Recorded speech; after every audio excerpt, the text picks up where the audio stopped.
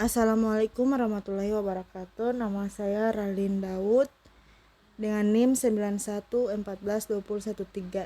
dari Prodi S1 Pendidikan Ekonomi, konsentrasi akuntansi semester 6.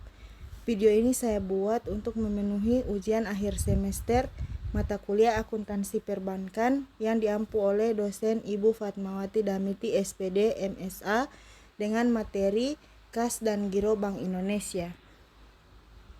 Pada slide pertama dijelaskan yang mana kas adalah mata uang kertas dan logam baik dalam valuta rupiah maupun valuta asing yang masih berlaku sebagai alat pembayaran yang sah. Perubahan posisi saldo kas di bank umumnya disebabkan oleh yang pertama penyetoran dan penarikan tunai oleh nasabah, yang kedua penyetoran dan penarikan dari rekening bank yang bersangkutan di Bank Indonesia, yang ketiga penggunaan untuk transaksi intern bank misalnya untuk dana kas kecil, pembayaran biaya operasional, biaya gaji dan sebagainya. Yang berikut ada contoh khusus untuk rekening kas sering menampung pengiriman uang secara fisik atau remis dari suatu bank ke bank lain atau dari suatu cabang ke cabang yang lain. Contoh, pada tanggal 1 Mei 2007, Bank Sukses Cabang Bandung mengirimkan uang tunai secara fisik ke Bank Sukses Cabang Bogor sebesar 2 miliar. Buatlah jurnal untuk cabang Bandung dan cabang Bogor.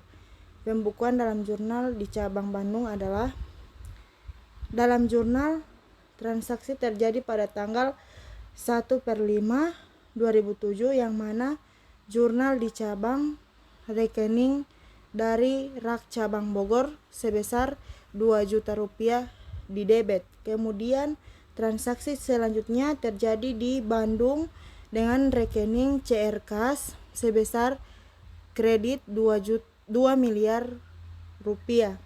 Kemudian yang ketiga jurnal di cabang rekening dari kas sebesar 2 miliar rupiah di debit, dan yang terakhir transaksi di Bogor rekening di rekening cabang Bandung sebesar 2 miliar rupiah di kredit.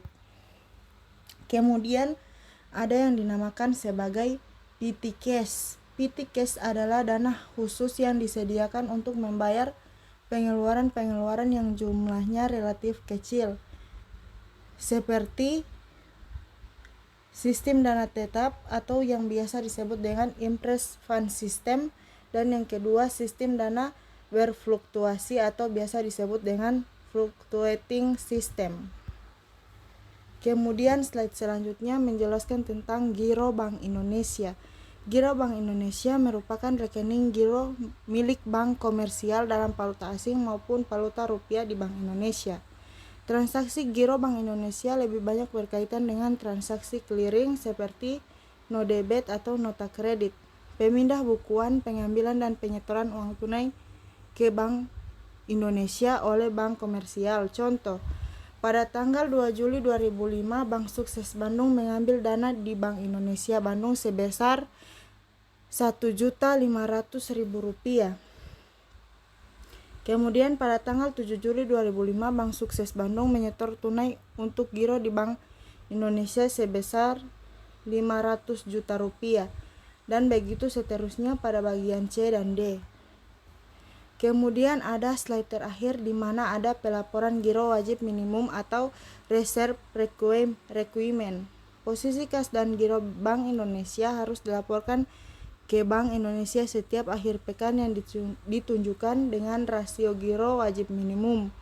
Untuk menentukan reserve requirement sebenarnya ada dua cara, yaitu Logan Reserve Requirement atau yang disingkat menjadi LRR dan Continuous Reserve Requirement atau biasa disebut dengan CRR.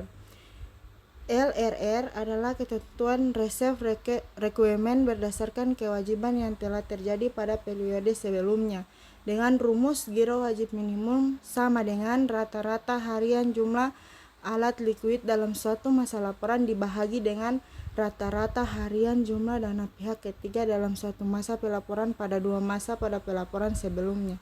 Terima kasih. Hanya itu video yang bisa saya buat. Lebih dan kurangnya saya mohon maaf. Wabillahi taufiq wal hidayah. Wassalamualaikum warahmatullahi wabarakatuh.